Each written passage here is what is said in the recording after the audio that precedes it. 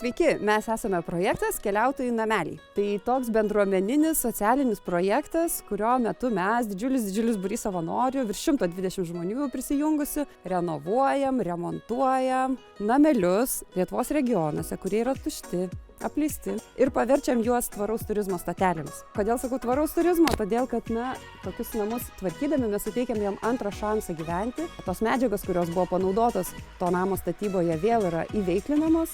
Visus darbus tose nameliuose mes darome talkų metu savanorių rankomis, sukviečiame visuomenę, visus norinčius prisijungti, galite prisijungti ir jūs į artimiausias talkas kitais metais ir tvarkome namelius kartu. Mes Lietuvoje va taip jau gražiai gyventi mokam.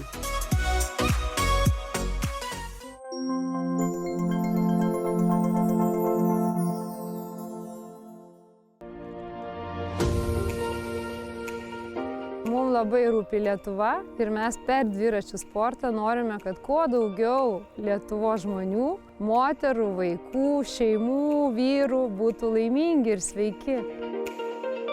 Mūsų iniciatyva kiekvienais metais organizuoja didelį renginį, kurio metu šiemet 300 moterų mynė 100 kilometrų. Tada mes organizuojame įvairius renginius, nemokamas treniruotės, globojame visos Lietuvos vaikų dviračių mokyklas ir tiesiog rūpinamės laimingais Lietuvos piliečiais. Mes labai džiaugiamės ir matom labai tokius gerus rezultatus ir tada norime pasiekti dar daugiau, nes ta veikla pozityvi labai džiugina.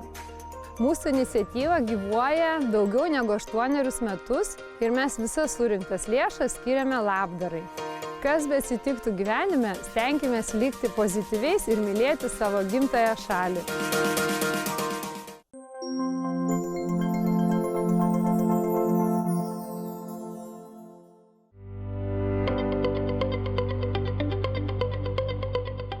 Mes Mažeikiuose dirbame su tekstilė, tai yra surenkame įvairius daiktus, žaislus, drabužius, patalynę.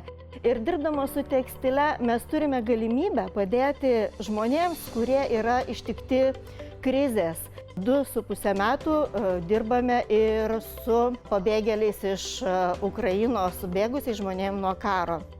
Įkūrėme dirbtuvės, kuriuose mes kiek įmanoma daugiau persiuvame pačių įvairiausių daiktų. Pas mus pradėjo kreipti senjorai, kurie nori kartu dirbti, surasti prasmę savo gyvenime ir nesijausti vienišais.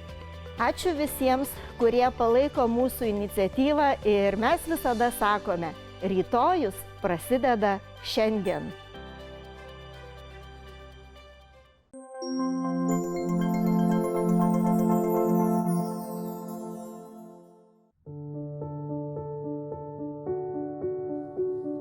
Ši platforma yra naujovė, bet mums jau pavyko pasidalinti užauginto derliaus pertekliumi, įveiklinti senus daiktus, apgyvendinti knygų viešbutuke nenaudojamas jau perskaitytas knygas. Mūsų bendruomenės moterys iš siūlų likučių primezgė labai daug kojinių, tas labai daug, gal porą šimtų, ir jas dovanojame ukrainiečiams.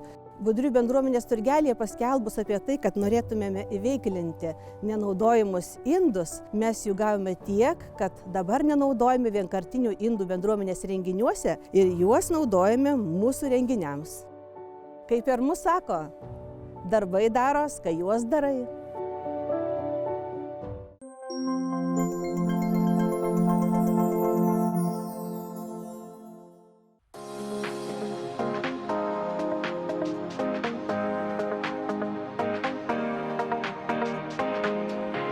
Gamta mieste yra neformalaus ugdymo programa, kurios metu persipina 3 temos – klimato kaita, biologinė įvairovė ir maisto tinklai. Šiais metais kartu su Kauno Martyno Mažvydo progimnazijos moksleiviais, mokytojais ir visa mokyklos bendruomenė įrengėme šią lauko klasę, kurioje yra pakeltos lysvės, kompostinės, suoliukai. Skatiname pažinimą, tyrinėjimą, mokymąsi, bendruomeniškumą. Kviečiu tapti labai maža, lokalia, bet labai svarbia didelio iššūkio sprendimo dalimi.